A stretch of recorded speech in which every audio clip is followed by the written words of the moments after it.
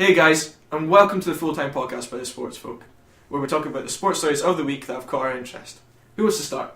I will. Okay, Gary. I will take the burden. Judgment. The Virgin. Wow. Margaret. God. Oh god. Not again. Anyway, before we start screaming Margaret, everyone, Matt passes out at the same. Yeah. Quick story just from basketball. Allen Iverson has had his number retired by 76ers, which is rightfully so. Yeah. Because the boy made them relevant for 15 years He or was a whatever. great player. He was unreal. I know growing up and I was incredibly short. Because you guys didn't really know me when I was like 10 and that. I was incredibly I'm short. afraid not, no. No, yeah, you guys are lucky. I was a dick. I was only about 5'5", and Iverson was 6 feet, but he looked like a midget. And watching him play made you think, oh, I can play too, even though I'm fat and white. So that's quite nice. But anyway, You didn't grow up in the Bronx. the Bronx. I grew up in fucking the nice-ish area, of Is it East Side? East side. No, it's like south. Is it? Oh. Yeah. Anyway, Southwest. southwest. Yes, with the granite. Anyway, so do you think more football teams should retire numbers? I know Bobby Moore had his number 6 retired, obviously, and we were kind of flicking through them before, and Zola has his retired, which I didn't actually realise. So's Maldini, rightfully so. So guys think football teams pick up more? I think if they played, well, obviously, only if they play really, really well, like in their time. And Yeah. I can kind of see if like a player played well and they didn't get it, and now they've passed away or something like that. Like, goodness knows. I was going to say, a lot of players have gotten their number retired posthumous. Yeah. So, after death. And a lot of them have been killed, like, before their time, which is sad. Did Hanover not retire the number of the goalkeeper? Yeah, Robert. Yeah, they did. Cruyff as Robert well. Enke. Yeah, they did. And I'm pretty sure Emerson Faye, although I can't find it, was it Emerson Faye, the Man City boy, who keeled over in the middle of a match? Oh, yeah. And just died, he, like, swallowed his tongue and stuff. So, yeah. So, what were you thinking? I think it's right. It's definitely a thing that they should do, but not if they're like. Because for me, I've always kind of players like Giggsy, I've always imagined retiring a number of. But then it is quite nice having a young player coming through and wearing that number. Yeah. Like not so much actually, but if someone was to wear the number 9 like Bobby Charlton did, Yeah. and come through, that'd be quite nice, Yeah, I mean, it's quite difficult when you look at American sports, for example. Like, they kind of just seem to retire numbers kind of just willy-nilly. Well, definitely baseball. Baseball seems to be every second night. It's kind of just all American sports, really. Like, especially baseball, American football, ice hockey's the same, basketball's getting that way as well. Yeah. So I mean, like, I do appreciate it, and I think it's definitely good for any of the players who receive that kind of honour. But I think it's maybe it can get a bit too far. I suppose with football, I think there's more of a, because of the first few days of football, you're wearing 1 to 11. Yeah. So you're gonna That's keep what I was thinking. With If it's over, like, I think 10 you have to be a really special player, but over that, I think, like, if it's a specific number, then I would probably mentally, I would sanction it more. But maybe if it was like yeah. if it's the number 9, I mean, for a certain club. Like, yeah, you're right. You want someone to beat your number 9. Yeah, as you're right. always. You could have number 9s throughout the years. Yeah. That wore that well. Yeah. I suppose like Henri, you could kind of say, because Walcott's wearing the 14 now, but Yeah, he's not. Walcott's not retired. going to be on me level, but it's still nice to see There's someone still winning some that number. development to do. So I mean, Yeah. he's just broken in his foot, is he not? So It's quite difficult as well, also due to the fact that in like a lot of like League Cup games and FA Cup games, for example, they'll just put 1 to 11 on the shirts, no matter whatever your normal number is, especially in Scotland anyway. Well, that's Rangers. Rangers now don't have names on the back of their kits. They just have 1 to 11. That's what I mean. Like, in a lot of the kind of League Cup games, the lower league teams will just play 1 to 11. Yeah. So it is quite difficult to do. Do you guys know that Podolski has his number retired? I know, Like, it's really weird. Yeah, actually. as long as he's playing, it's retired. So number 10 for Colton. It's kind of like Really? they're holding it aside from him, yeah. Yeah, the shirt will not be fully well, retired. no, he started off there, his career off And there, he went to back Munich, in 2012. and then he went back in and so Okay. I can kind of see that. Alright, cool. It's a bit strange when they're still playing, but keeping on with this topic of basketball, I was going to speak about LeBron James. Just this last week, LeBron James was unplayable for him as he scored a career high of 61 points to lead Miami Heat to a 124-107 victory over the Charlotte Bobcats. James made 22 of his 33 attempts from the field and sank his first 8 shots from 3-point range on an amazing night, beating his previous career best of 56 points for Cleveland against Toronto in 2005. Can he be called one of the best basketball players of all time? I'm going to take this one because no offense. Yeah, do you guys know a lot? Nah, I'm not into basketball. I grew up with basketball, and I think 61 points is a great thing. But Wilt Chamberlain scored 100, and Bill Russell won 11 titles. So I think one of the greatest of all time, maybe. But I think people kind of go, oh yeah, it's either Kobe or Jordan or LeBron just now. But Wilt Chamberlain was a beast. He averaged 50 points 2 separate seasons. And Bill Russell is just a champion with the Celtics. He won 11 titles. I mean, we're not even considering players like Magic Johnson, Larry Bird, Kareem Abdul-Jabbar. Yeah, like these players definitely are in the equation here as well. So. Yeah, I think definitely Hall of Fame in that D of some sort. Oh yeah, he's been Hall of Fame purely because of his Cavs days when he just dragged that carcass of a shit team through the mud and somehow in the finals. But he can do what he wants. He's LeBron James. He could, if he really wanted to, he could put probably about 50 a night.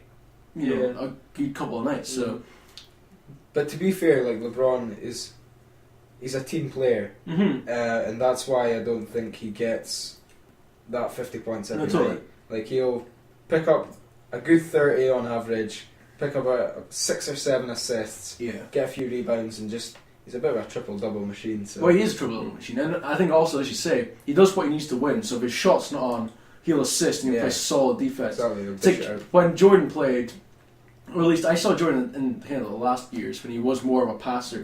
The Wizard Jordan. The Wizard Jordan, yeah. Well, no, I saw before. I did see Ghost Jordan.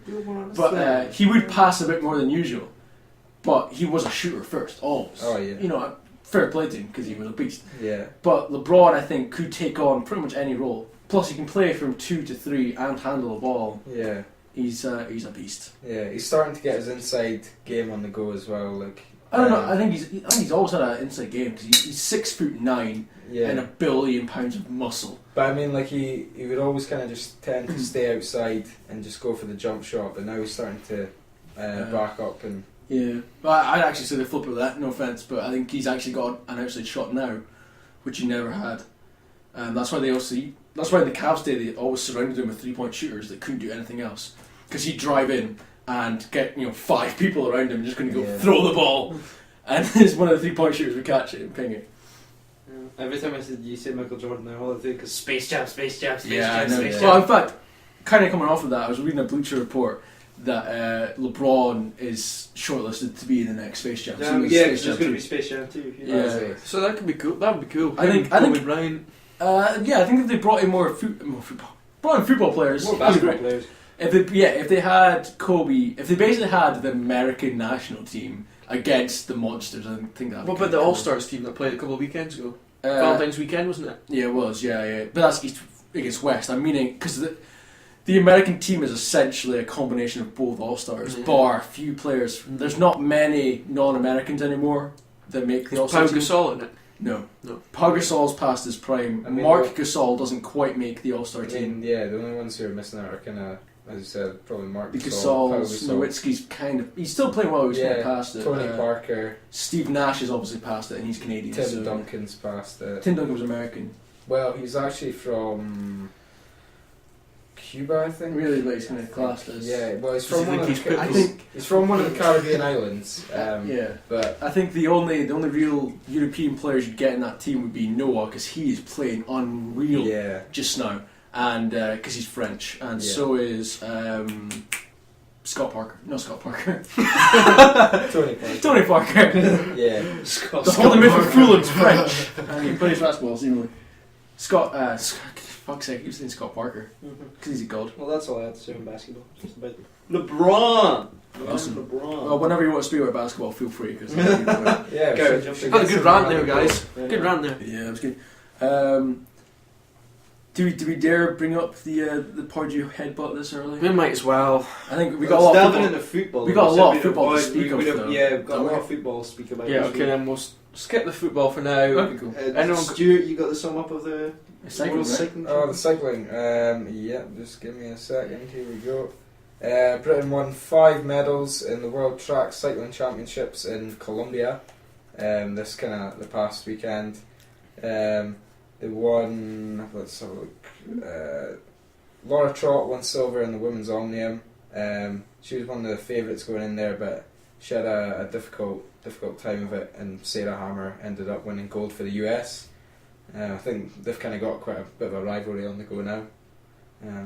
But fair enough, good on her, she won a medal anyway. Becky James won another bronze in the keirin.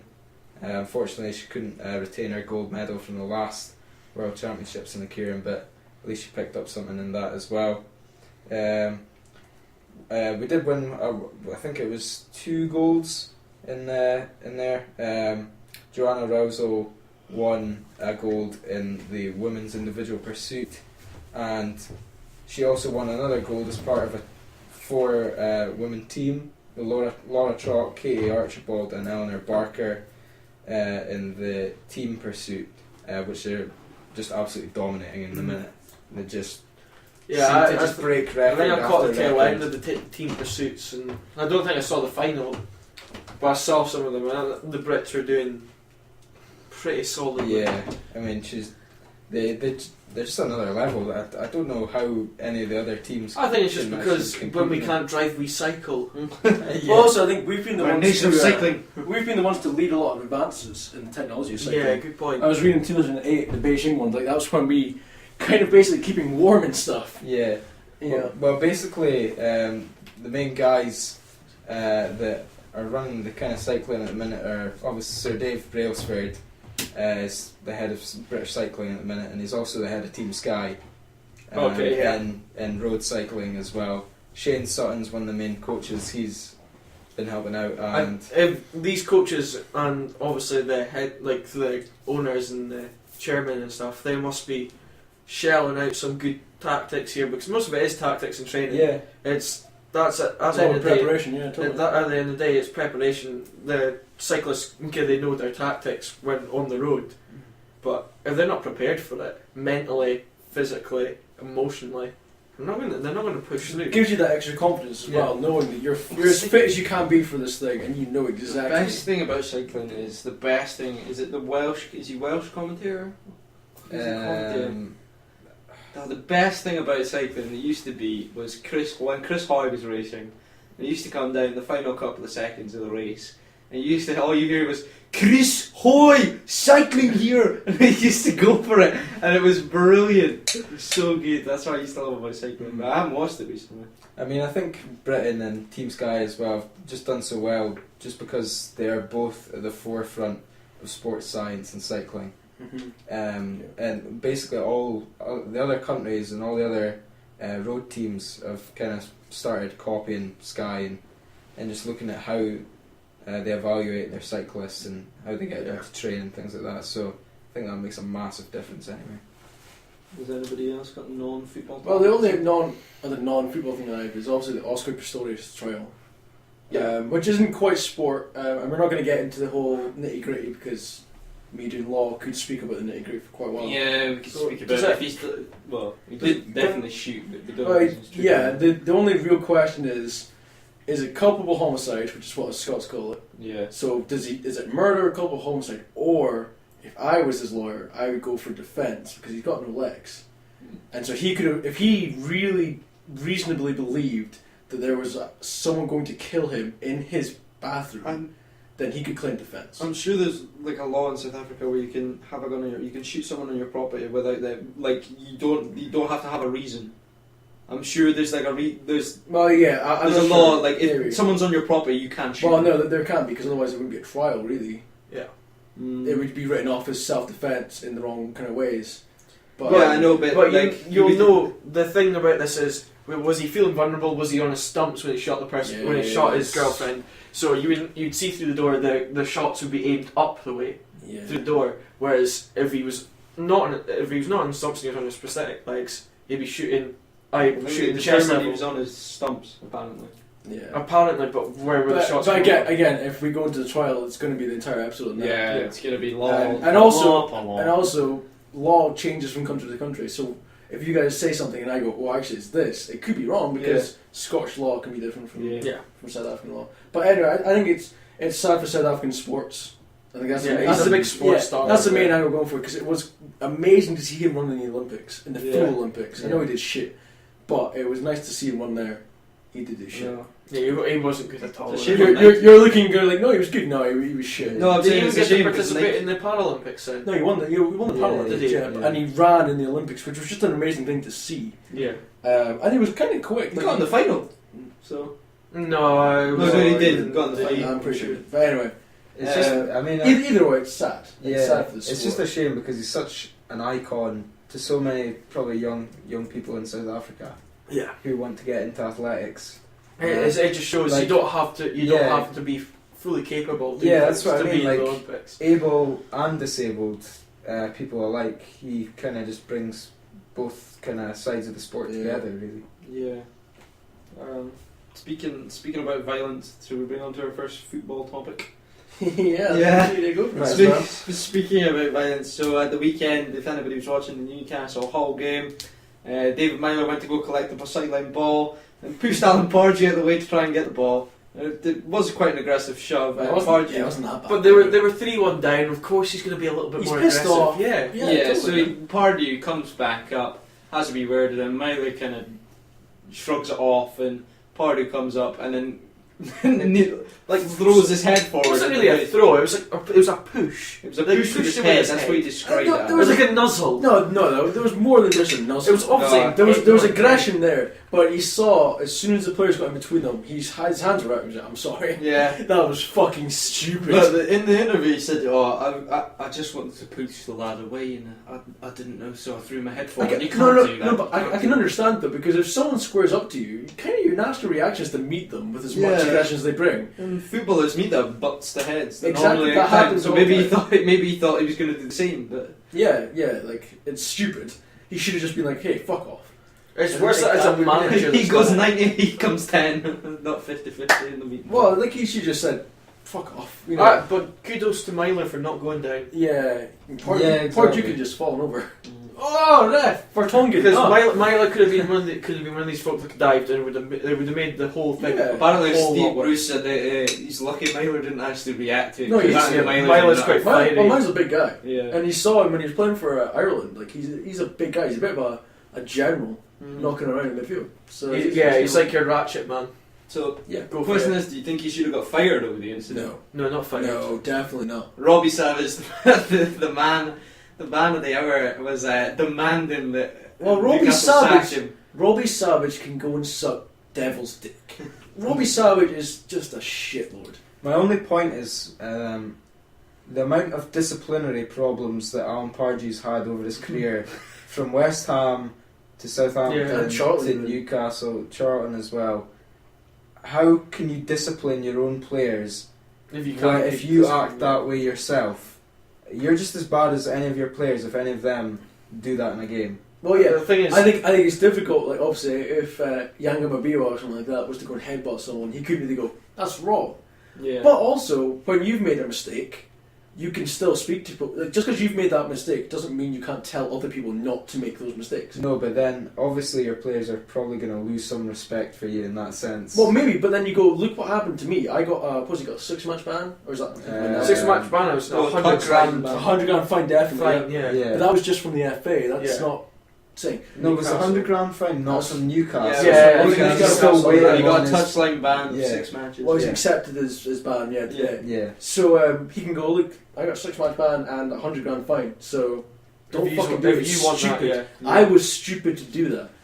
You know, I think it does. It can sometimes mean more when you see someone that's gone through something and tell them to go, that was fucking stupid. I don't know what I was doing. Yeah. But apparently, I don't think Newcastle are going to fire him in a hurry anyway, because apparently he's a massive debt, and the deal is if they sack him, Newcastle pay all his debt off.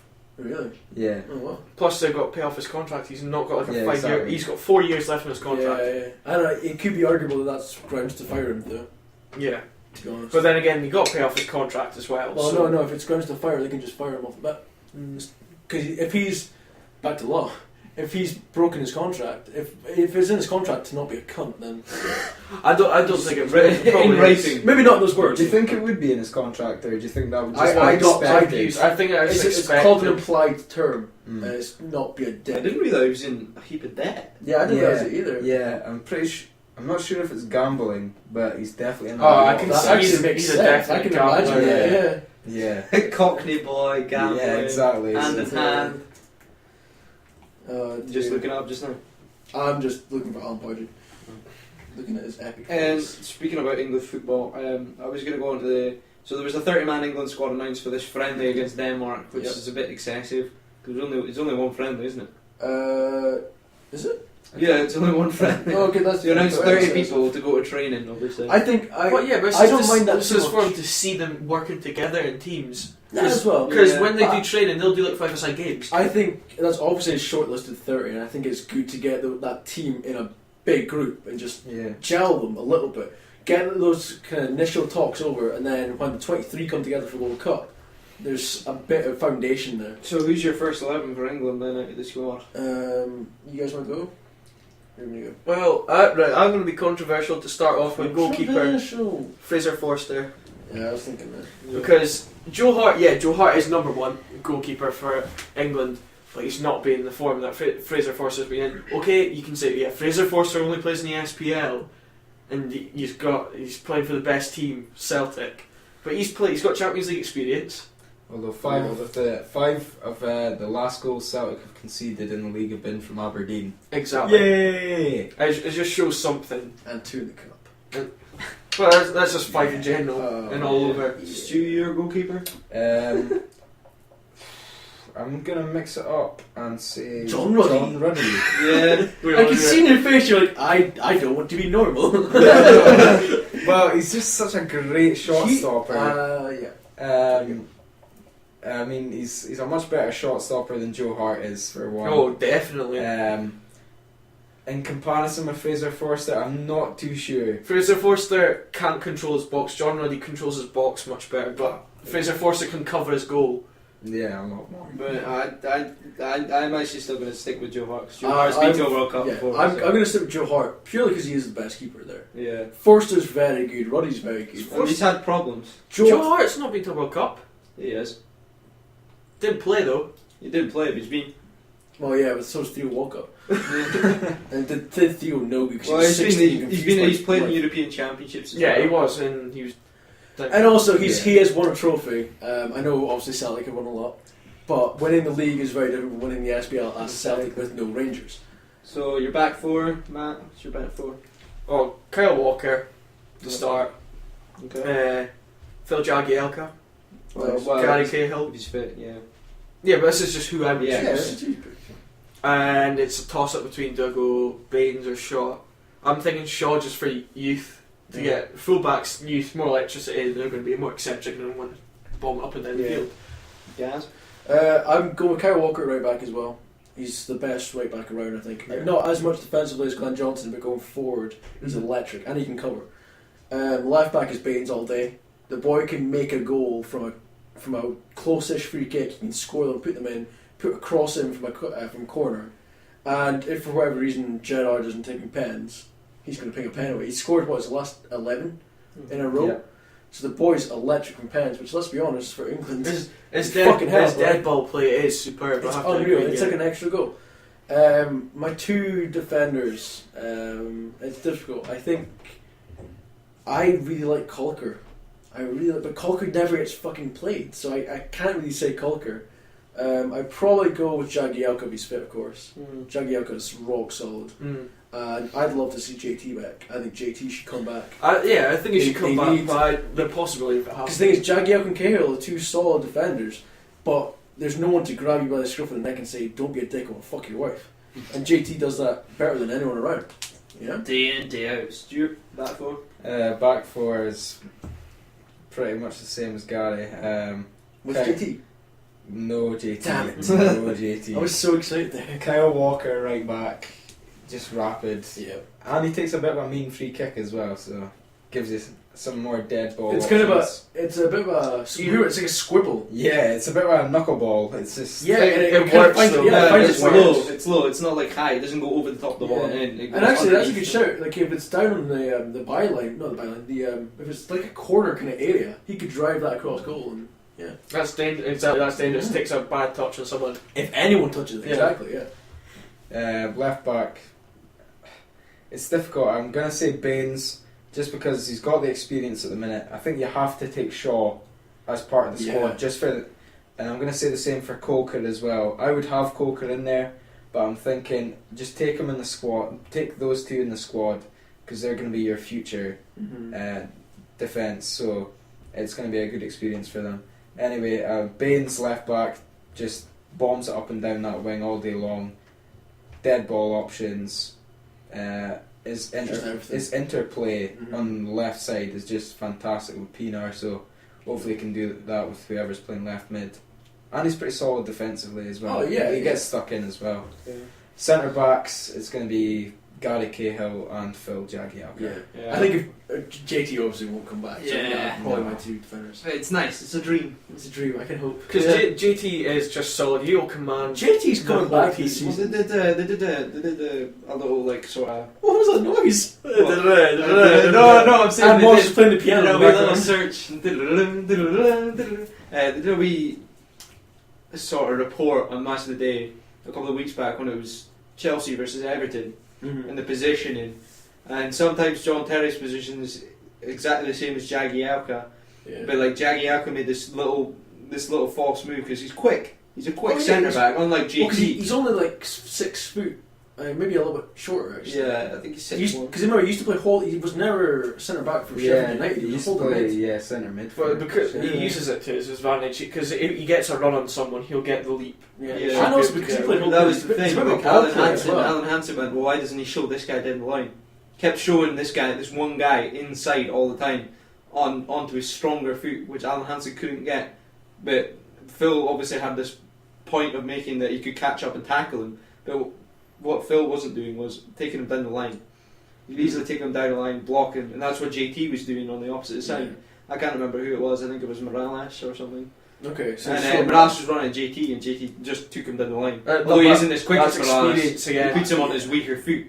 That's what they were going. I think that's your difference though. That's the traditional defender is put him on the weak foot and Yeah. make a mistake with his weaker foot. But Jagielka always has confidence that I can take this away from his good foot. Yeah. So why not show him inside? I think with the likes of Jagielka, Neville will probably, as one of the coaches for England, I think he'll probably say, well, you could do that, but try doing this more. I think safety would be to send him outside. Yeah. Neville knows what he's talking But about. like it depends though, because if he's got two holding mids, Jagielka, then he should show them into trouble and show him into big groups who gets crowded out. But yeah, I think it's more of a confidence thing. So Midfield. now the struggle. Midfield is a difficult one, yeah. Midfield. So I'm gonna go with. So I don't know what setup we're gonna use here, but I I'm think gonna go with. I would go with 4-2-3-1 first of all. Yeah, just to say. always, yeah. Okay, so the two older mids that I'm gonna have are gonna be Gerrard, and I'm actually gonna say Henderson. Henderson's been playing well for Liverpool. Okay, They've got yeah. a link up, Gerrard and Henderson, Okay. and because Sturridge will play up front in my lineup. Spoilers. Yeah, sorry. And then the attacking midfielders I'm gonna have Adam Lallana on the right, Okay. Raheem Sterling on the left, Yeah. and then through the centre, if he's fit, I'd either have Ross Barkley or Jack Wilshere. So in that no centre. Rooney. So no Rooney, no. No Rooney at all. No. Okay. Stu? I'm gonna go 4-2-3-1 as well. We're gonna go with Gerrard captain holding, Yeah. and probably Henderson as well, just because of the link up at Liverpool. And Henderson will, if you get Gerrard sitting deep and just pinging balls about, Yeah. and Henderson running off that and maybe adding that extra man, running box to box. So that gives you those options there. I would have Adam Lallana on the left. I would have Rooney as a number 10, just off striker, and on the right I would have probably Probably Sterling as well. I think. No. Yeah. Yeah, So you got Sterling. Lallana on the left and Sterling on the right. Yeah. Okay. I think so. My two holding mids are. I think everyone's going to choose Gerrard because Gerrard's just unreal. Yeah, it's got to be. I'm a huge fan of Wilshere. I know he's out for 6 weeks, so obviously if everyone's fit and Hodgson gets the full choice of players, I'm going to have Wilshere because I think Gerrard's the right player to kind of keep him in. Because you kind of wonder a little bit. You can push a bit too far forward. Yeah. But I think Wilshere's got the heart to play further back if he has He's to. really aggressive in his play. Yeah, so he can tackle even though he's short. He's got good stamina, runs around the field, good ball player. So I'm playing a 4-2-3-1 by the way. So them two holding mids. I think Raheem, the way he's been playing, we're on first name basis by the way. Me and Raheem. He's going to be on my left, and it's difficult because of the group they've got. I'm kind of entitled to nudge towards Milner. I'm not the biggest fan of Milner, but I think he does a job. He's got a good cross on him. Yeah. And he can work and play. I think I'm going to go for Milner, yeah. Push for Milner. And I have Rooney. In fact, no, I'm not. I'm going to push Lallana on the right. Yeah, Lallana's going to be on the right. And Rooney's going to be on number 10. And Barkley's going to be on the bench fucking snapping at his heels. Okay, fair enough. So my one, again, granted, this will be if the full pool of players is available. You'll have. Yeah. I would have Gerrard, Wilshere. On the left, Raheem Sterling. On the right, Walcott. And in the attacking mid row, Lallana. Just because Lallana just knows what he's doing. He's got that little bit of flair. Rooney's a different type of player to Lallana, in my opinion. Lallana's more. He's more like a ball player. Lallana's more traditional attacking mid. Yeah, that's what I like about him. Rooney's because he obviously used to be a striker, and he's moved back. Whereas Lallana used to play in the wing, and he's just moved centre, and so he's got that winger flair. He's not scared to go at someone and try and beat them. Yeah. So I find that in this setup you need someone supporting the striker, and I feel Rooney drops too deep to do that in some cases. I see. That's why I choose him, because he does a fucking good job for the team. And I think when you're struggling and you need a quality player to pick up the ball from deep and do something, Rooney's the boy that's going to do it. That's the thing. England have got a pretty young squad this year. They're going to have their backs to the wall. Yeah, a number of that's times. why I chose Milner, because they've got Italy and Uruguay, and Costa Rica could be a problem. Exactly. You saw Joel Campbell against United for Olympiacos. I mean, Costa Rica are a bit of a threat. They've got some top players in there, as you said, Joe Campbell, Brian Ruiz, Brian Oviedo. Oviedo's going to come back for the World Cup as well. Yeah. That's really good. So it's going to be no easy feat for them with that group. Yeah. Forwards. I think I've already said Danny Sturridge for me. Yeah. I'm going to say, if he was in form, but he's not, I would say Ricky Lambert. I would have said that. But he's not. I think Daniel Sturridge, I would go for Jay Rodriguez as my substitute. I think he's been playing really well with Lana. I think the link-up play would be good. Well, that's because He's you've a chosen great player, Lallana. Yeah. Well, That's because you've chosen Lallana to play off. Yeah. I would choose Sturridge. He's been the best English striker in the league just now. Yeah. I think Jay Rodriguez I probably wouldn't bring. He's been a bit quiet as of late, and I know he's done well this season, but I don't know. One season wonder. I don't think. Sorry, Stu, your legs throwing me off. I'm trying to think who else. I think I'd bring Welbeck in the squad as a backup. In fact, yeah, Matt. surrounded by legs. Matt. Right, striker wise, I want to say Sturridge, but because you're a racist. no, I'm not a racist. I would have Sturridge as a very, very, very close second, but I want Rooney up front. You want Rooney up front? Oh, you go. Okay. Yeah, that is the option. Is you push Rooney up front. Rooney And will then you do drop that deep. job. He won't drop deep if you tell him No, to yeah. stay there. He will stay there. Did that? Remember a couple of seasons back when United had no strikers except Yeah. Rooney? But I think the only problem is that he wants to wonder. He does want to wonder. Yeah. And I think Sturridge is that boy that's just gonna be a predator. Yeah. You know, you're down. Rooney, as you say, comes deep, and all of a sudden Rooney picks a ball over the top, and Sturridge is just on it like a flash and just See, it does a doesn't shitty little dance. you do Welbeck, not Welbeck. Sturridge as your impact player. Take him on 60 minutes in if you're in need of a goal. I think you got to play him from the start. The pace, the power of the guy. See, the thing is, you use him as an impact player. The team's going to be tired, aren't they? Use him as he's got pace. Lallana He plays will. these little dinky balls. He can use the flair to get past players, send him through on a run, as well as Raheem as well on the left. I mean, you can just see. That's why I'd use him, because I think Lallana and Sturridge would be really good as a pairing. I don't think Lallana could handle the pressure of being the England number 10 for a World Cup in Brazil against Italy. I think you've got to start Sturridge up front when you're looking at the teams in the group.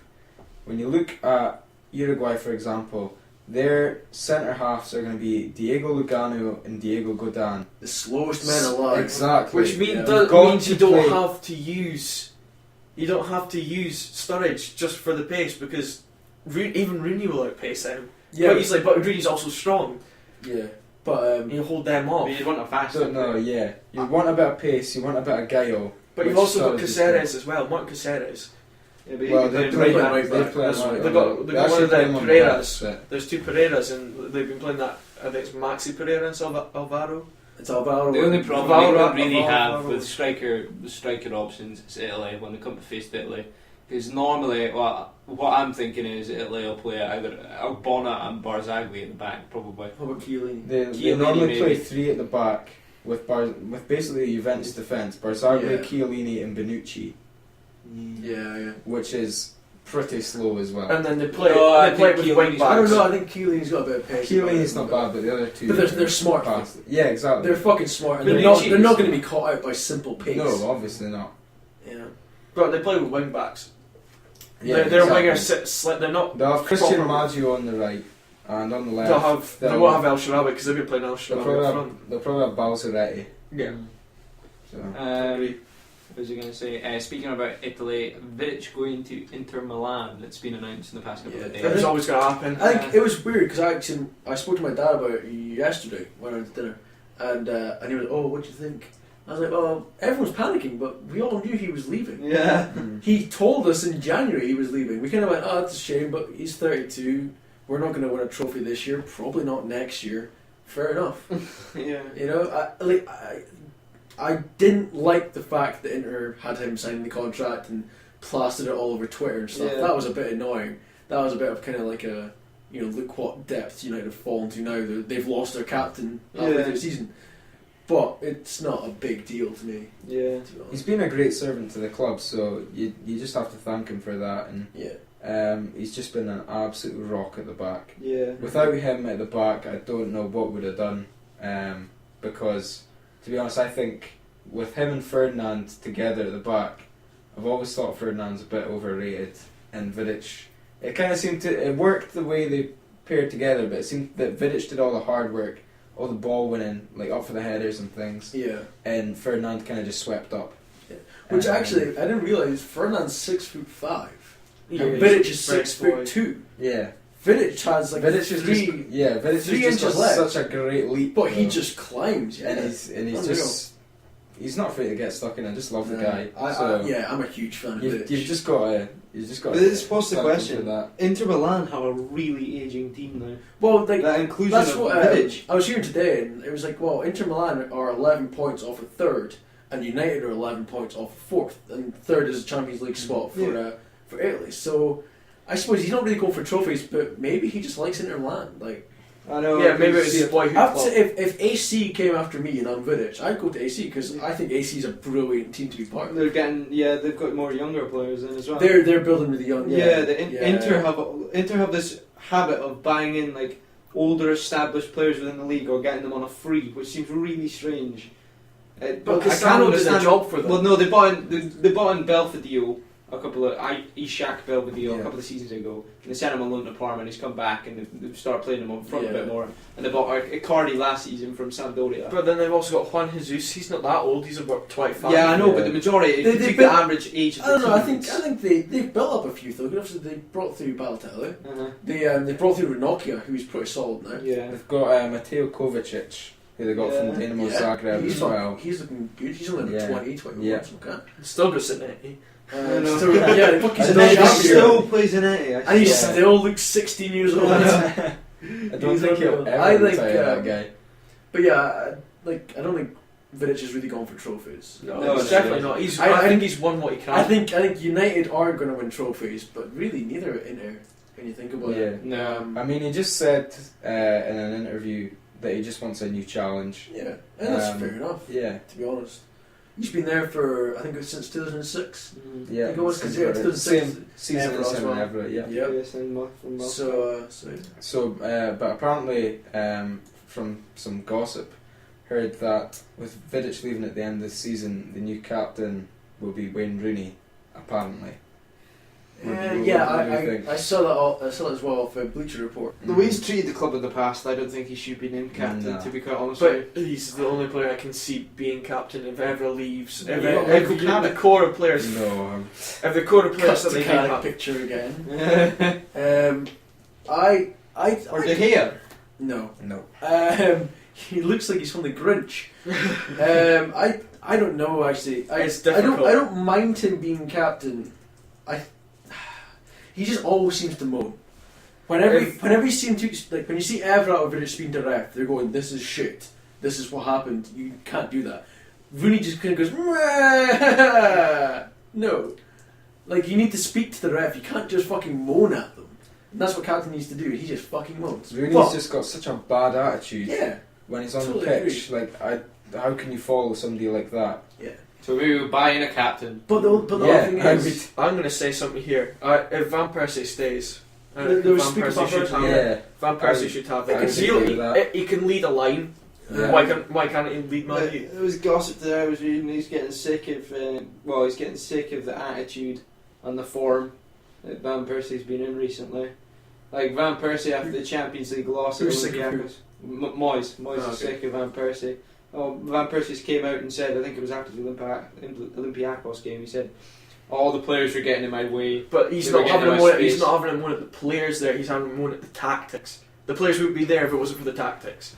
No, they would. They were getting in his way. I think it's. They're I don't think moving it's into nothing his to do with they're that. moving, It's a bit of both. if they're moving into his channels, it's not exactly their fault. They're being told Well, to move there. no, but they've still got full choice of where they go. Yeah, But but now- Just because Moyes tells them to go left doesn't mean they have to go I left. know, but if if they're they use their employing the if tactics, they use their heads and go, Van Persie's there, I need to go over here to make Yeah. a space. That's their prerogative. apparently. So. I mean, they're not. Well, I'm not even sure if Van Persie will be there at the end of the season. I don't think There's he a- will. there's No. talk a of lot him of- going yeah. back to Arsenal or Well, there's a lot of going talk. away Send him abroad. to Italy. Send him to Yeah, Europe. there's a lot of talk that PSG and Monaco are both interested. So Swap They've for probably Falcao. Yeah. well, they've got Swap the, for Cavani. they've got the financial power to. You to still buy probably if they even wanted have to, so. Ibrahimovic if you could.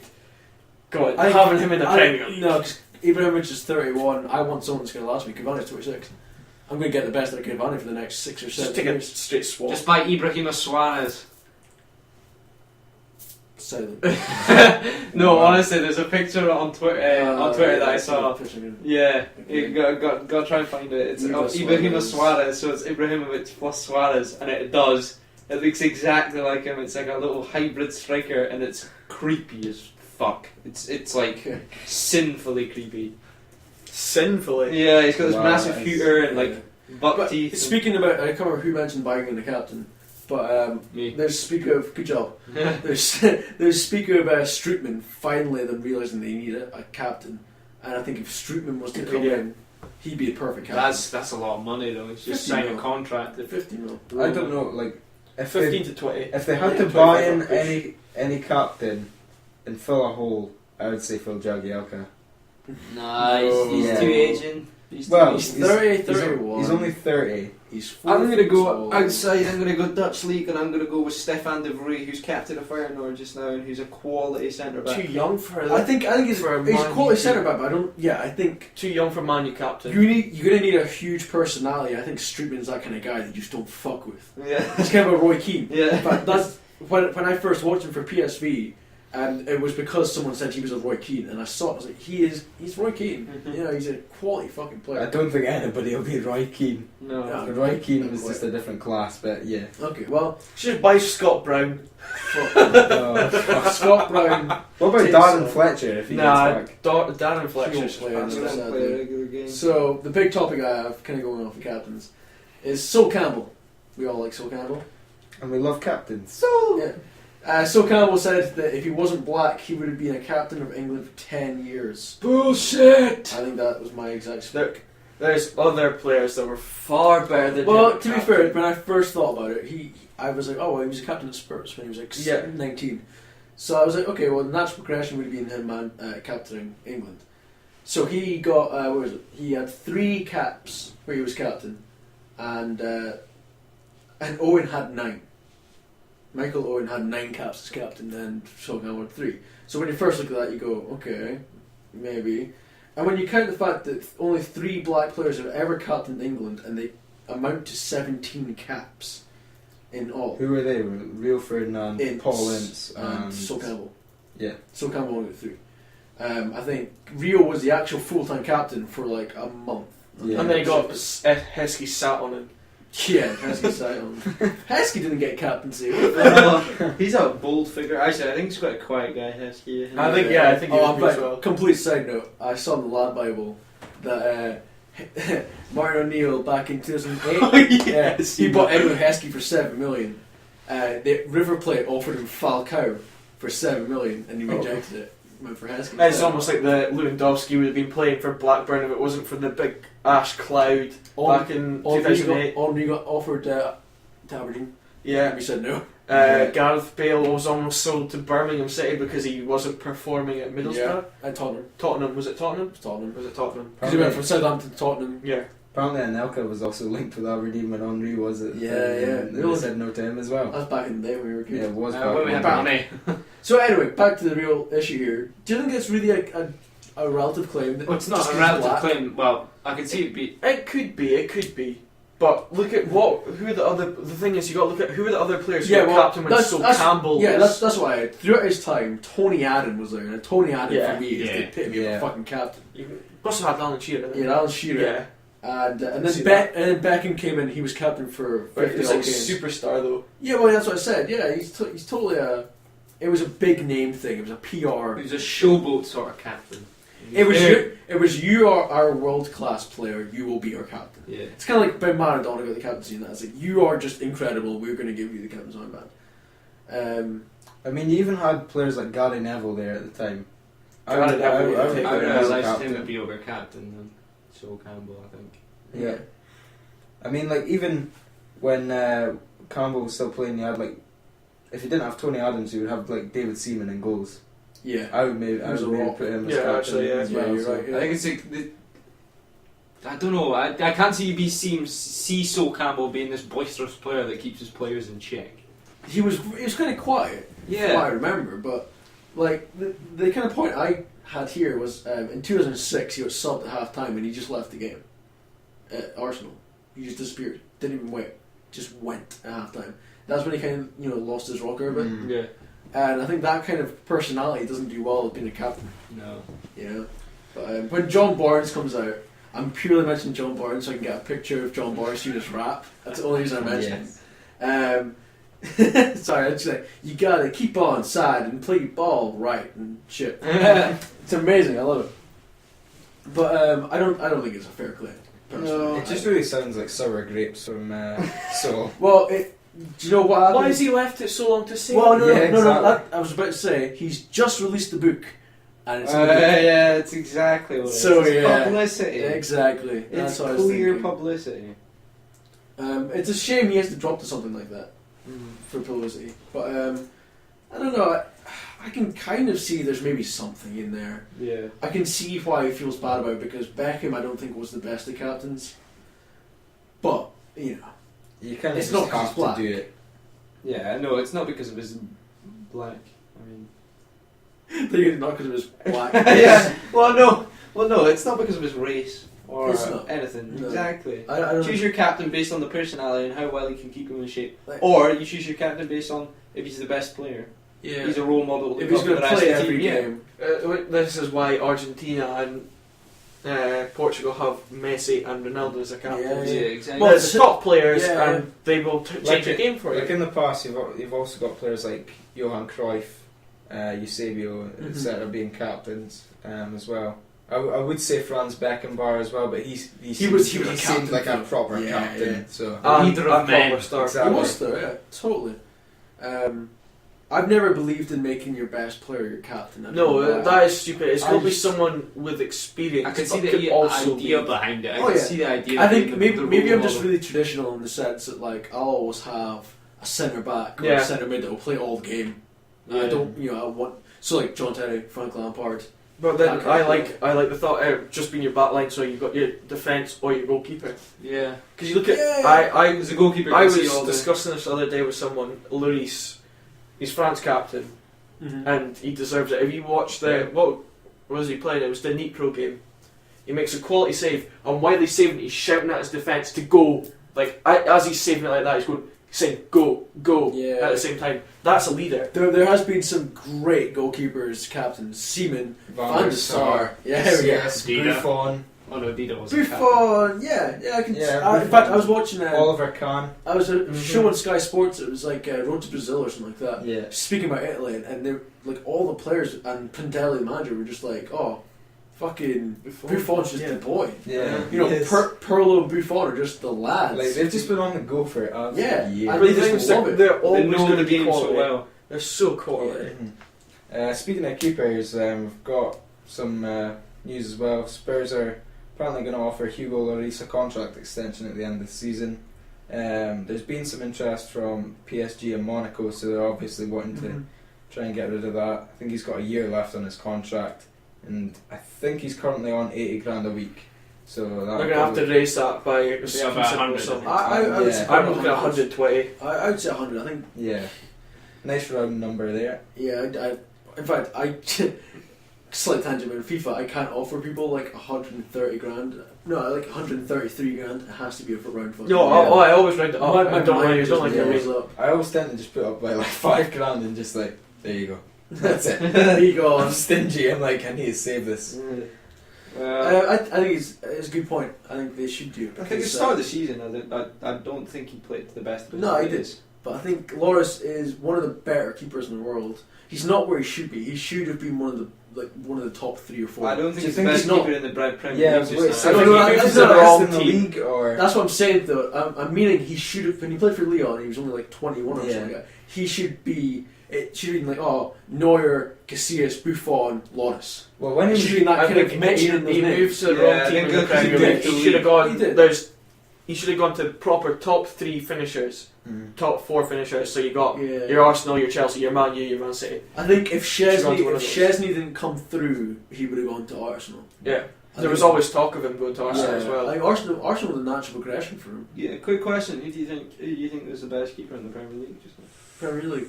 I'm going to go with Chesney. He keeps the most clean sheets, but it doesn't mean he's the best. He's Yeah. got a better back 4 in front of him. No, This I season. don't think so. You look at City's back 4 and Joe Hart's made Well, mistakes. no, but that's different though. Like, I agree with Matt. The back 4 is a lot more solid than this thing. Koscielny and Murasaka have kept Yeah, the but most clean sometimes sheets this season. Chesney's kept them in games. If Man City don't have company, I'll take Arsenal's back 4. It's only company that keeps that back 4 together. I like Zabaleta in that, but Sanya's solid. Sanya's solid. Koscielny's been solid. Murasaka's been a revelation the past couple of years, and Gibbs has proven he's actually a solid enough left back.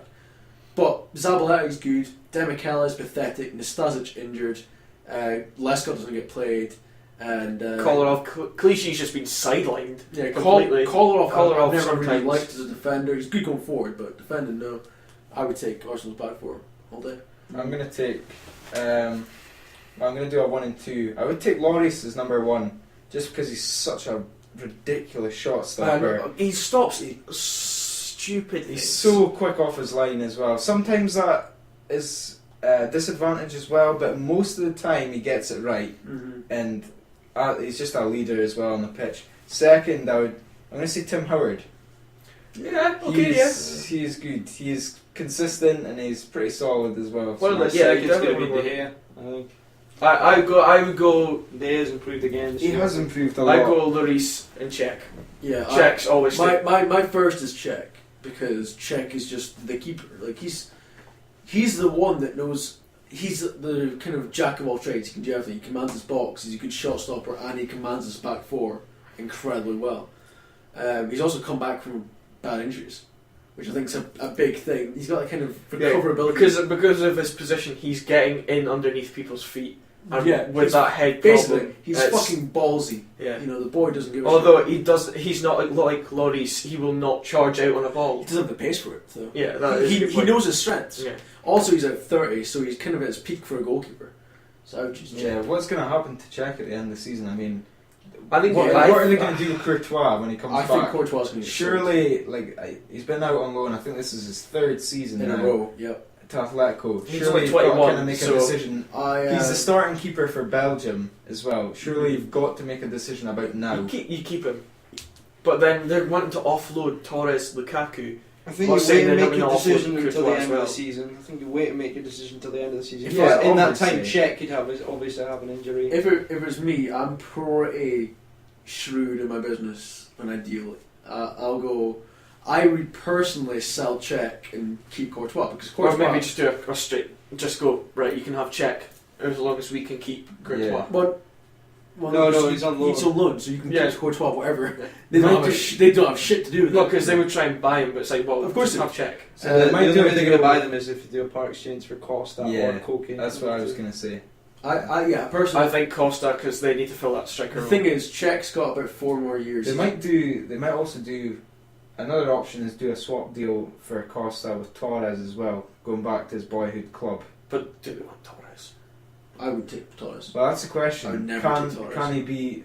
Can he be prolific in Can- Spain again? Yeah, could he be revitalised by going back to his? Yeah, his he's got a home good team? point. Yeah, but Simone that manages Yeah, him? Diego Yeah. Simeone. Yeah, he plays a different style of football than they did when Torres was originally there. So I Yeah. don't know. It might change because Villa and Torres might work well together. You just Exactly. these things you don't They've know. done it in the past. So. Yeah, they worked well together for the Um, national team, so I'm sure they. I think maybe click it together. is a huge summer for Chelsea. They have a lot of big decisions to make. I think you can't loan Courtois for another season. You're gonna have to make a decision. Yeah. For me, you sell Czech. Czech's not Yeah. past it, but he's going past it. Courtois is what, 22, 23? Yeah. 21 is he not? Maybe. It's really quite young. Yeah, but Courtois is there, so I would personally sell Czech, keep Courtois, and then probably sell. You gotta sell Ba. You gotta sell Torres. yeah, You gotta get rid of them. they're gonna have a Get massive Costa. clear of forwards. Get Costa or get Yeah. Cavani or get both. Fuck it. Sell Torres, Eto, and. Well, and Eto's, Ba. I think Eto's going to go back to Marbella, which is his original club in Spain. Mallorca. Mallorca, sorry. Yeah. Okay, well there you go. Eto's gone, Ba should be gone, Torres should be gone, and if you really have to, sell Lukaku and bring Costa and Cavani. Yeah. And let Hazard That's just another be discussion point. amazing. Lukaku, does he play Lukaku? I don't know what's wrong. I don't know why he dislikes Lukaku Yeah. so much. I don't think he Lukaku's- dislikes him a No, lot. I think he does. Why would you loan him out? I don't understand it because he is basically Didier Drogba. Exactly. He's a young Didier Drogba. Exactly. I think And the Jose- young part puts him off, I think. Jose in his old days loved Drogba. He loves him now. He loves him now. You'd probably take him back Yeah. if you could. He probably would. And I don't understand what his deal is with Lukaku. I think it's just because he's young and inexperienced, but after he's seen I these- think he obviously seen that he's made a mistake by sending him on loan to Everton, and he's obviously kept Ba, he's kept Torres, which is a big mistake. I mean, Yeah. he returned for Everton at the weekend and scored like 10 minutes after Yeah. coming off the bench. That's the thing. Like Lukaku is just so good. And you can say he needs to prove himself. He proved himself against when he played for West Brom last year. Yeah, exactly. The boy is just a bull in the china shop in the box. Yeah. Exactly. He is just an animal. The problem is Chelsea need to balance their books because they bought so many players over the past couple of Yeah, years. yeah. They need to balance books. They need to sell off players. Yeah. So Lukaku will go for big money, I reckon. Well, bigger money. I think to be honest, they more need to offload wages more than anything because there's some Yeah. huge wages, and Torres is on a Yeah. heft of a If- wage. Yeah, If get they rid of get rid Torres, of get rid Lukaku- of Czech. They would have to get rid of Czech as well. Czech will be on a huge contract, I reckon. If they get rid of Lukaku, I could possibly see Kloppo being interested in him. Oh yeah. Yeah, no, definitely. I Going to think Dortmund, I yeah. think a lot I of think big he would European thrive teams at would, Dortmund. Like that young side. They need him. that- They got who did they sign on like was it a free or was it like $2 million deal from Sunderland? Ji Dong Wong. Yeah. You're just like, Well, why? I don't understand. No, that. I think he loves this I don't understand this. Augsburg signed him, and then a couple hours later, Dortmund signed him from Augsburg, and he Augsburg. hasn't even featured at all. I don't Then get they, that. then they bought some Ukrainian centre mid called Djordjic. Oh no, George is yeah, good this though. Serbian guy. Is he Serbian? Yeah, I haven't seen much of him, but he could be the business. I think. Yeah. I think he's the come through the ranks replacement Yeah. for He came on. Gundogan. He scored in his debut. I'm pretty sure he came on as a sub and Probably. scored immediately. Yeah, I'm sure No I doubt. saw it at the weekend on the Bundesliga review show. on the Sunday night, everyone. Sunday morning. Sunday morning, isn't it? Yeah, I think it is. Yeah, Monday morning review show. Anyway, speaking about the Bundesliga review show, I don't know if we can get it up just now, but a goal you have to go watch is Chopping with Tongs goal for. That's anyone who watches. We're not going to have this in the Yeah, podcast. obviously we're not going to have it in the podcast. Then. Can you just Like- hear the commentary? Yeah, you can send a link of some sort. Put it in the description. Who do you think I am? Well, just have a link in the description. No, let's I not. hate it. But anyway, since we're on Bundesliga and German stuff, because Dortmund are losing Lewandowski. Sure. I did not realise you had your phone there. I think you were just like looking at her crotch. Dude, seriously, not the place. Matt looks his penis for inspiration of Lewandowski. Lewandowski! Yeah! So Lewandowski is going to Bayern on a free. Yeah. So We've decided that Dortmund are now getting Lukaku. yeah, That's the same. That's that should happen.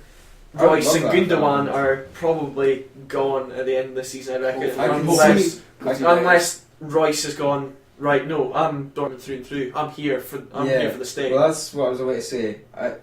I can see Royce. I think Royce is going to stick it out because he's already said. Well, he kind of had a bit of a pop at Yeah, proper Götze and Götze, Lewandowski. Got to say, Just and by saying Lewandowski. like, I'm not in it for the money. It's like I'm here because I want to be here, kind of thing. But I could see. I think he'll stay. Gundogan is going to go to either Bayern or Man U. I think he could go to Real. I think Barca I could don't probably think- just No, snap I it. don't think he's not. He's not I Barca. don't think. Barca, I don't but- think Real Madrid will be interested when they've still got like.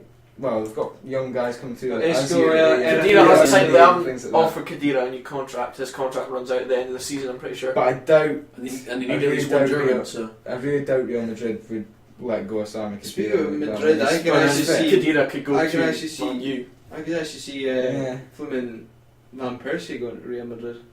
maybe. I can see because they need a big. Well, they do big signings every summer. I think the problem is when you've got the situation like that, where a team's falling apart and another team seems to be selling everyone that's good, they can go anywhere in Europe.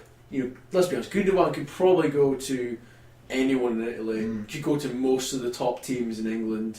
Could go to most of the teams in Spain or France. Yeah, You could, Gundogan's now going to PSG yeah. and Monaco and everyone else. I don't don't think think he- I don't think he would go to PSG now. They've signed Campbell. I don't think he'd go to a French team either, but he could quality wise. Yeah. And that's the danger when we speak about transfers. Yeah, Yes. And anyway, because of like the likes of Mhm. Rice and Gundogan Yeah. probably going away, Klopp said he's actually looking at Lucas Moura for the end of the season. Lucas Moura's not being featured very often He's for not. PSG. Did you see his run that he almost? Yeah, he scored? beat seven Oh my players. God. 7 players Yeah. from his own half I know. in It was- one. He just ran straight. It was absolute Maradona And you just like, stuff. you're just It like, was wow. unreal. The guy's been amazing. I remember Lucas Moura before he moved to PSG, and everyone was looking at him, and I was gutted he didn't go to United because I was speaking of him going to United. I think he should move though. I think Klopp and Dortmund have proven themselves to be able to take a young guy who's maybe not at the best start and lifted him up to something amazing. Yeah. Because Royce had a good couple of seasons away. Yeah, I Comes mean, to Dortmund, and all of a sudden he's fucking world beater.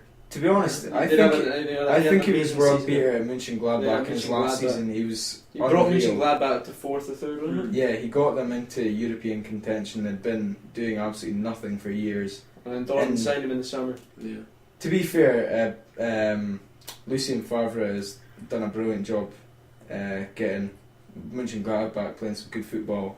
Anyway, but Marco Reus pretty much him, Patrick Herrmann, and Or was Max Mike. Kruse? Was talking Max Kruse going to Dortmund as well. I would like to see that, I actually. would like to see that. I would love to see He that. hasn't been firing. He hasn't been firing. Yeah, he's been hasn't struggling scored a little since. bit. He hasn't scored. Yeah, but he's like any striker. Some strikers they just peter out for a bit and then they Mm. come back, and it just happens. You have a little bit of a break, and then they don't perform. and then they do. they've got a young guy that was playing up front at the weekend. They set up Mkhitaryan for a goal as well. I can't remember his name, but it's like Hoffman or something. Like it begins with an H. Jonas Hoffman. They've had a couple of Yeah. defenders like Durham and stuff who've been coming through when there was injuries Yeah. to Mischek and stuff. They've Hoffman is their number 7, so he usually plays on the left. Yeah, well, he When Rice is out. usually plays either out wide or as a number 10 kind of playmaker role. Their sub striker at the minute is Julian Schieber. Schieber's young though, I can't see that. but blame he's him. not He's not. gonna ever perform. at I that miss level. Barrios. Yeah, Lucas He was Barrios. pretty good. He's away in like China or something. He's in, now, Russia. Is it Russia? Last time, up until January, he was definitely not. He might have shifted though in January. Yeah. But I don't know. I could maybe see them moving Pierre-Emerick Aubameyang up front. Well, he played up front for Etienne, didn't he? Yeah, exactly. So they might. He's playing on the right, and he scored a couple of goals. So. He scored a hat-trick on his debut, so yeah, right mid as well. What was it? Up till I think it was November, he played 12 games and he scored 15 goals. So that proves from a right wing position he can score. Mm-hmm. So what's saying from up front he can't, like that. Maybe just because it is from the right wing and he can just use that electric pace for a little bit longer, which will tend to be a defender. Speaking of the French league, I can't believe nobody's been looking at Alexander Lacazette. He's been banging in the goals recently. Well, apparently Newcastle. He scored a goal against us today, didn't he? It was that, remember that Mikey boy? Oh yeah, we were playing pro clubs today, and there's a guy called Lacazette. I think Newcastle, with their whole French deal. They'll be going after Grenier as well. Well, apparently Grenier's probably leaving. Yeah, well they've done a deal for Remy Cabella from Montpellier, so he's joining at the end of the season. Striker then. Clement Grenier is their next target, and I reckon there's probably a good chance of them getting him as well. Because Remy's leaving, well, obviously on loan from QPR to Newcastle. Yeah. There's big talk of him going to Arsenal. See, I would like that because I reckon he could be like the next sort of Henry figure. Yeah, but it's difficult. I mean, I don't know who I'd pick over Remy or Lacazette because it's two different leagues. So, I mean, strikers that have come from League One. Thing is, Remy's proven himself here. That's my thought. Yeah. He's proven himself a lot more. Do you think Newcastle will get Bafétimbi Gomez finally, or? I reckon that could be a good shout. But if they buy Luke De Jong, do they really need Gomez? I don't think same sort of player. Luke De Jong's barely featured for them so far. Luke De Jong will head back to Holland, I think, at the end of the season after. I'm a big fan of Luke De Jong. But yeah, I don't know why. Because there's supposedly a deal going to go through. If Luke De Jong stays, CM might come along as well. Yeah. Join for the ride. His bro. Yeah, his older brother. Yeah. Yeah, but no, I can see him moving back to the Dutch side at the end of his loan. I think he finished his loan deal. Mönchengladbach will either terminate his contract. Ajax. No, Ajax won't sign him. There's no point. I think he might go back to FC20. Yeah. Actually, I can see. Is it Sigurdsson?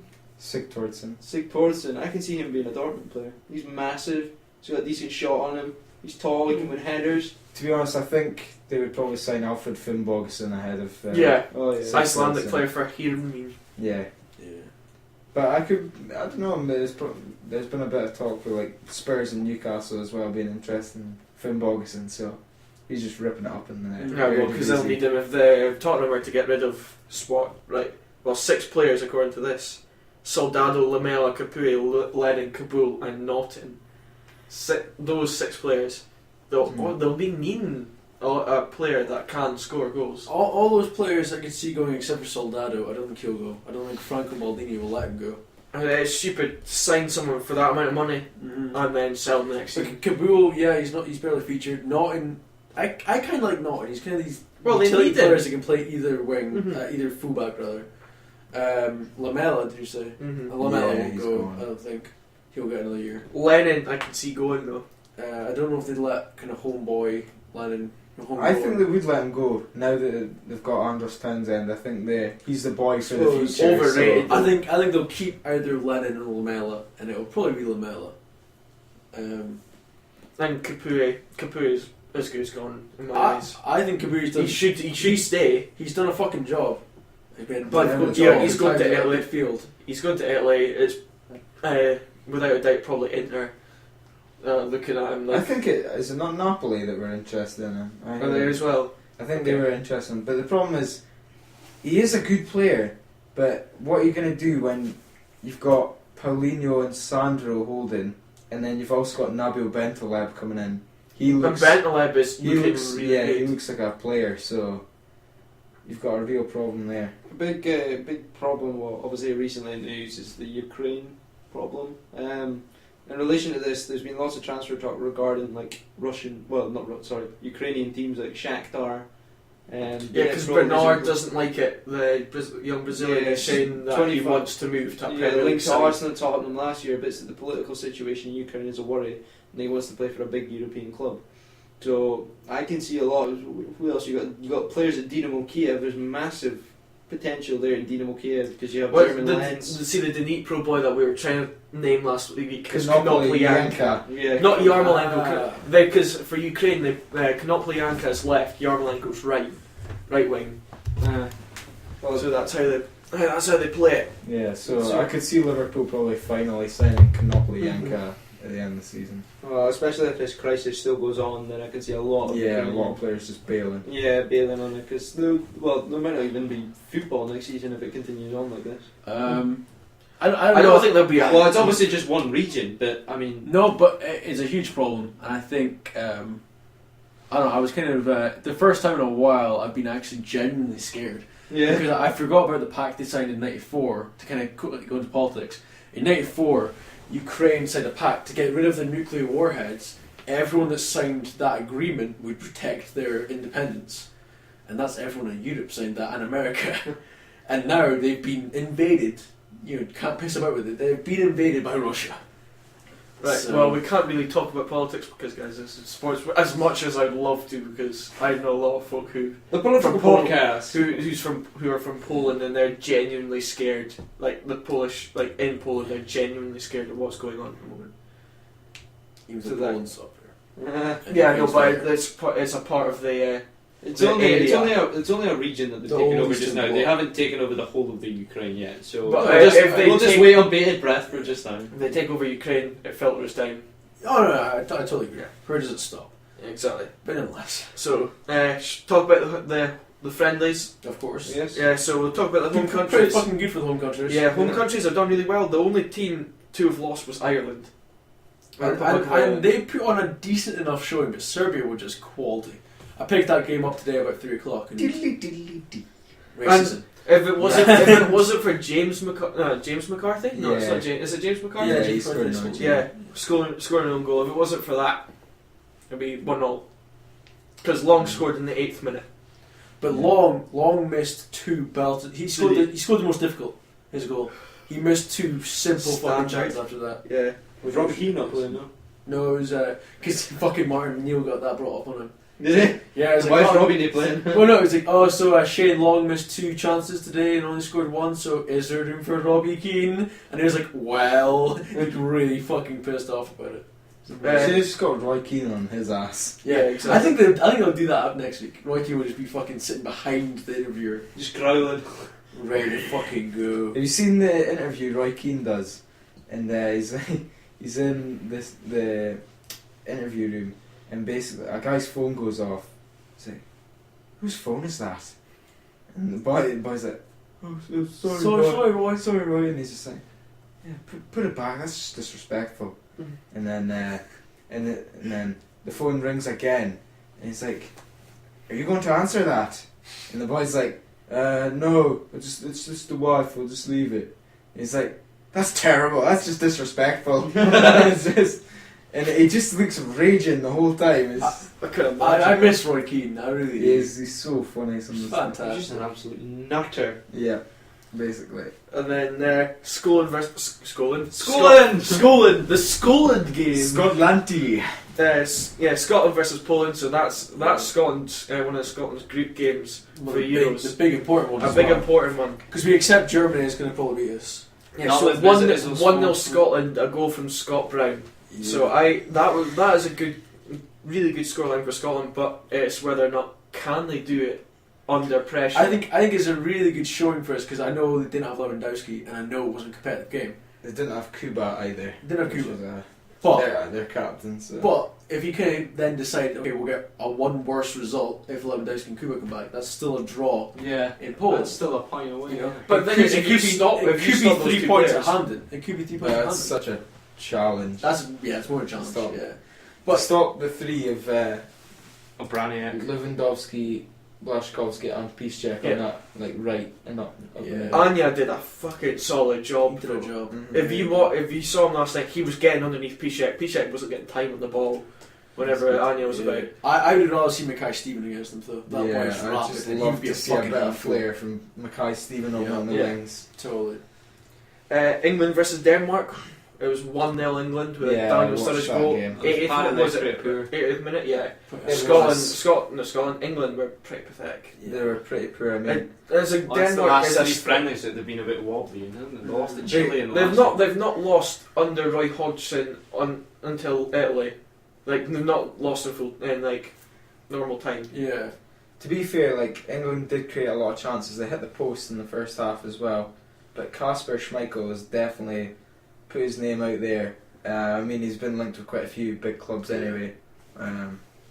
As always, Man U, and I think he was linked with AC Milan as well. Yeah. Well, that's why his dad Peter was saying a couple of days ago. He's keeping his head. He's just playing for Leicester. He's just doing his time, playing good football. I think if he'll come along. If Leicester don't get promoted, he'll leave. Yeah, I see that. Yeah. But if they do, he'll stick it out. He'll stick at least one season. He'll probably have a hell of a season, and he'll shift, which is a shame. Yeah. But it's good for him, obviously. Big result on one of the other friendlies. France beat Holland. Well, I was going to mention the Wales game first. Yeah, the Wales game. That's a big one. Wales beat Iceland 3-1. Bale played unfucking. Yeah. I was untouchable. I watched it, and Bale. I don't know who the left back was, but I just feel so bad for him. He was playing on the right, so he cut inside, and he was just taking the boy till about the edge of the box, and either going down the line or inside, and the boy had no idea. Yeah, just completely twisted blood. That's like clue. Iceland. None of their players scored a goal, even though Wales conceded. It was Ashley Williams scoring a goal. Yeah, a decent World Cup qualifying campaign as well. They got right to the playoff. I think they could make it if Bale stays fit. Ashley Williams is pretty solid. Jonathan Williams is finally coming to the team. The attacking mid for Crystal Palace. Sam Vokes is on form, and they got Ramsey as well. I mean, Ramsey coming back. They've actually got a bit of a team now, Wales. I think whenever you add a world class player, if someone of that quality comes into your team, you're just like, if they keep him and then a centre mid fit. I think I'm more scared of Wales than I am Ireland actually for this World Cup qualifying. Even though we're not playing the European qualifying. Yeah, we're not playing Wales. We're not playing. No. Oh shit! Sorry. Good job. We'd like to do a research on the sportsbook. Yeah. I'm not too scared of Ireland, to be honest. I think Ireland we can push past them. I was scared initially. I think I would actually bet first against Wales because Charlie Adam would just break Bale in half. Yeah, he just and then break Ramsey and he'd be sent off. I've got a 3-match ban actually, Adam, this week. They appealed it, did they not? Yeah, I know, but he got 3. Initially it was because it did look sort of malicious because he knew he was there. Yeah, it was meant. It was meant, exactly. As much as I like Adam, I enjoy watching him play. He's a dirt fuck. What was I going to say? Surprising result was France won 1-0 against Holland. No, it was 2. Was it 2-0? Yeah, 2-0. I'm not that surprised when you look at that. I'm not surprised. If France, even though they had a dodgy World Cup qualifying, you should have seen Holland dominated. I think when you look at that team, but France. No, but you look at the team that they're coming through. Mangala's a beast. Varane's looking quality. You've still got Sanya kicking about. You got Lloris, who we all obviously like. Yeah. Your midfield, you got Kabaya, you got Pogba, you got Matuidi. Griezmann's playing unreal just now. Benzema's kind of coming back. He's playing alright. Yeah. He scored a goal last night. Fucking Ribéry should have won the Ballon d'Or. So when you look at it, you go, it's a pretty fucking good team. The Dutch team, Van Persie not playing great. Huntelaar scored a screamer when they lost. To be fair, Huntelaar doesn't even get a game because Van Persie and him Snyder, exactly. Snyder, really? Yeah, Schneider's playing in Turkish so they league, can't play together. The Dutch team just don't play them together at all. Robben, I don't like Robben. To be fair, the Dutch played a really young squad. I think that's the way to do it though. Yeah, I mean they played Jasper Cillessen in goals, Van der Veel right back, De Vrij and Bruno Martins Indy in the middle with Daley Blind left back. They had, I think it was Strootman and somebody else holding. Meyer? No. They had like Snyder off Van Persie with Jean-Paul Botius from Feyenoord as well on one of the wings, and on the other one, I can't remember, but they had like Memphis Depay and other players like that. Did we not play Ola John? Was it not Ola John? I don't think they did. I don't think it was. Because it was either Ola John or Elia. I was neither of them. Was it not? Pretty sure in that. It's just that there's a lot of Eredivisie players in that team. They got some promising players in there. Then. Yeah, exactly. I know certainly Strootman. No, sorry, it wasn't De Vrij. It was Ron Vlaar playing in the middle with Bruno Martins. That's a shame. Yeah, but Ron Vlaar's would be captain, and would they other than Strootman? I think it was either Van Persie or Sneijder was captain. Yeah, I think I'm pretty sure Van Persie's captain. Because Vlaar's Aston Villa captain, is he? Yeah, he is. Yeah, I'm sure he'd be on that. Although I think he deserves to be in the squad. He's playing pretty well for solid. Aston Villa. He's a solid player. Yeah. Yeah, why not? But yeah, the odds are for France then, because after you've named that squad, you've still got subs and reserves, which are pretty deep. You've got Pogba and Cambell. That's what I'm saying. Yeah, the midfield is solid, and the attacking talent is there. Digne at left back as well. I've just remembered that one. But they'll play Clichy above him. Yeah, probably. I don't think so. Clichy, Debuchy. Debuchy's been doing pretty solid. And then Sakho. They play Sakho and Varane together. I would still take Mangala ahead. I'd take Mangala, but Sakho is just because Sakho is just Sakho. I mean, like some of the talent breaks machines for fun. Some of the talent they've got coming through at the minute is just unreal. Like Kurt Zuma is an animal. Yeah, that's true. Is he not signed for? He's signed for Chelsea. So he's back on loan at yes. And he's waiting for Tezzy next year. Obviously. I reckon they keep him. I reckon they'll keep him. But they've got players like that: Clement Grenier, Lacazette. Etc. So it's a scary team. It is a scary thought. Actually, it's quite scary. And like they've got Remy, Gomez, and etc. on the bench as well. Because I think it'll be like 8-1 or something to win the World Cup then. I think they're actually further than that, to be honest. I think they're further away, so they'll be like 12. I have a feeling it's 12, and I don't know why. That's naturally I'm sure Brazil are top. Yeah. Oh, then Spain. Yeah. I think it's just because Brazil are such firm favourites. Yeah. It's going to be difficult. Home nation always gets a good firm favourite when they're a team like Brazil. But it's the fact that no European country has ever won a World Cup in South American soil. So I think that's the main reason. I'm pretty sure the top 4 I think favourites are Brazil, Spain, Germany, and Italy. I think. Yeah, I could do a good job. England are somewhere like out at like 4-1, 6-1. Like France said are like 15-1. So a Holland are like 10-1.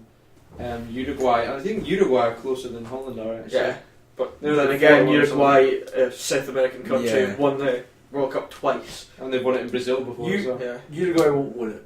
No, of course they won't. No, they've not got a team. Could have a decent run at it. They'll have a decent run. Yeah, they've got a good attacking threat. Yeah. Their defence is shocking. Yeah, it's kind of like a Green Bay Packers defense. But don't break. I feel sorry for Fernando Muslera. I know he's just got nothing to work with. Yeah, like from set pieces, Lugano and Gordon are solid, but as soon as he got to the run, you got to get trapped back, that kind of stuff. Yeah, absolutely. I think if I was manager Uruguay, I would probably go with like a Germany in the 70s team. You know how Beckenbauer played that sweeper role? Yeah. With the 3 ahead of him. I would play Caceres as a sweeper role. Yeah, good idea. And have Gordon and well, I actually think they play 5 at the back, 3 and then 2 wing backs. And they play Lugano, Godin, and Coates, no? He's Argentinian. Yeah, he is. And Caceres as the centres, and then you've got Alvaro Pereira on the left, and you've got. It's not Max. I'm thinking it's Maxi, but Maxi's a holding mid normally. No, it is Maxi Pereira. Yeah, because he would normally play there because he can play defensively. Yeah. So. Caceres picking up the pieces. He's quick. He's tall. He's strong. Yeah. So he does a decent game for Juventus when he plays. But I don't know why. I just don't buy that Uruguayan team going forward. No, Uruguay would not. It's too many superstars up front, in my opinion. No, I don't think we've seen that because I think Cavani and Suarez are the 2 superstars who can actually do a job for the team. You know, because Cavani does a proper job. Cavani does a proper job for Thingy playing out in the right wing. So yeah, exactly. It's difficult. We don't want to get too much into World Cup stuff. I mean, we'll probably. It's a long way. It's what 98 days or some shit. I saw it 100 days, a couple days ago. Yeah, so it's 97. There we go. Well, I think I got my little jokey comment. We kind of touched on it earlier, actually. A little jokey question. Little jokey question for you. Yeah. Basically, in sports, we've got a lot of commentators, and most of them are shite. So, who's your most hated commentator, pundit? Hopefully, more mainstream. Not Derek, who phoned in on TalkSport last week. Yeah. Well, so your pundit. Your pundit. Pundit or commentator or both? Say one for each, sure. Allen Iverson or Martin Lawrenson? Probably Mark Lawrence. I friggin' hate, who is it that sits on Sports Scene all the time? It's Pat Nevin. Pat Nevin. Come on, leave Super Pat alone. Just like, It's so terrific goal, Gary. You can't take it away from it. He's The so boy's controversial. magnificent. Have you ever noticed he's like the Robbie Savage of Scottish? I know, football? it's just... It was was very when- controversial. When he was on Sports Scene, it's so funny. Just the other guy would just be like, "So, Pat, what do you think?" His thing is, Pat Nevin's the type of guy who would tell like racist jokes at the break, and the guy's off his cigarette, right? Pat, you dick.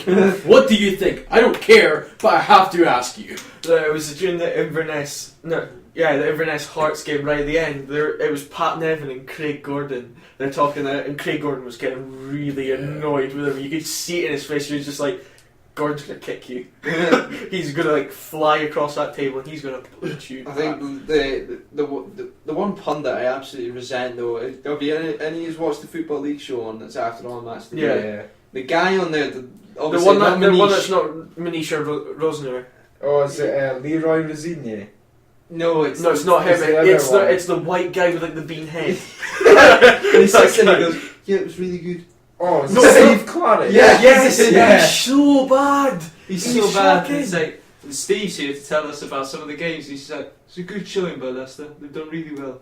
And that'll be it. It's not just Steve. that, and he'll just be totally controversial. Manisha will put out a really good play, and he'll be like, "Oh yeah, Leicester had a good play there," and he's just like, "No, they didn't."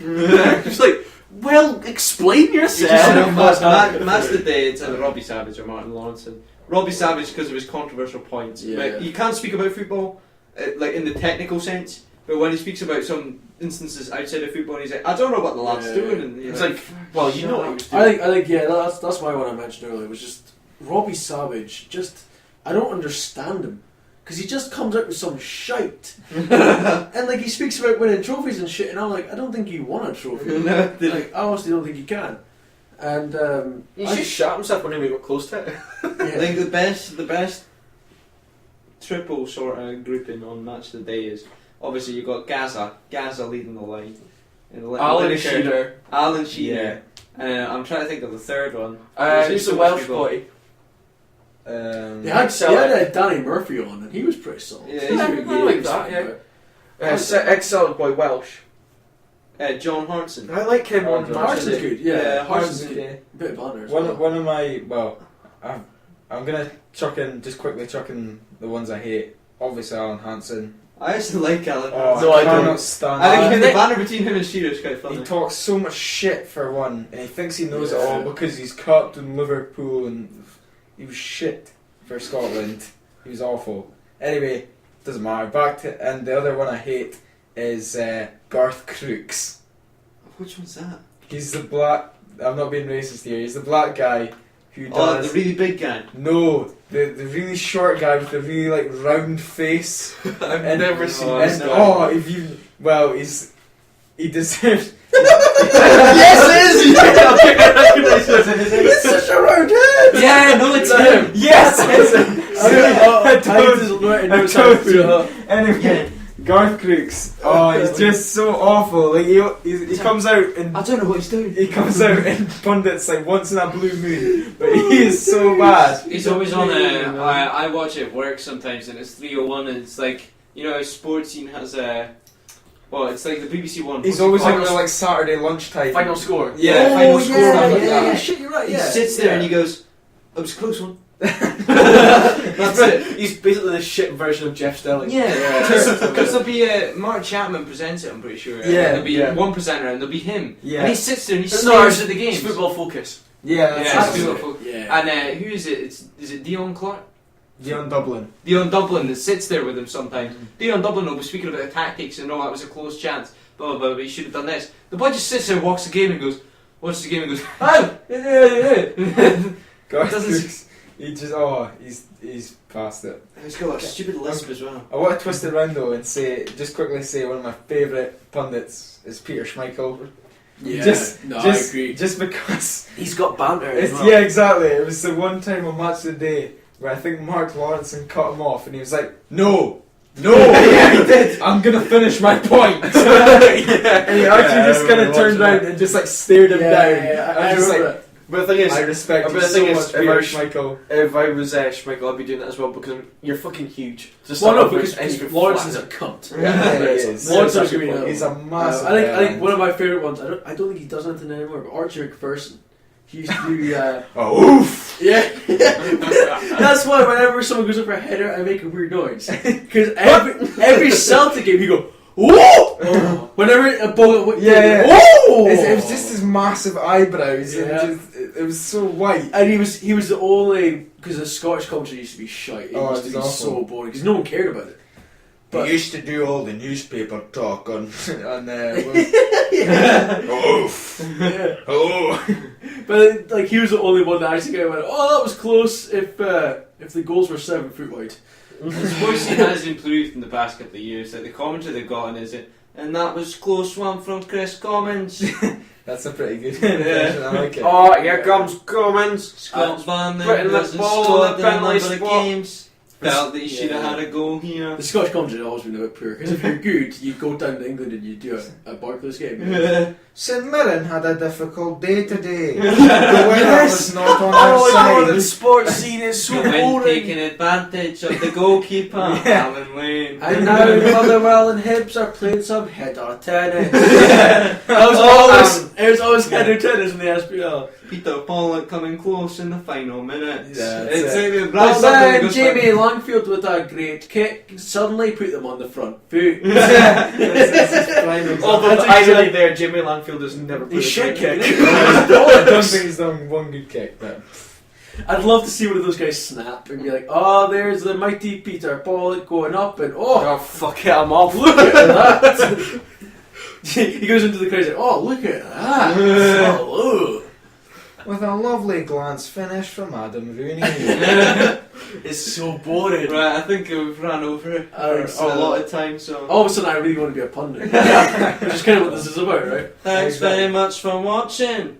Hope you'll be here till next week. Yeah, and I hope you look at the YouTube channel as well. Yeah. The Sports Folk, which has more banter, and I'm going to put that Madden we played. That's hilarious. Where we talk and play more shy.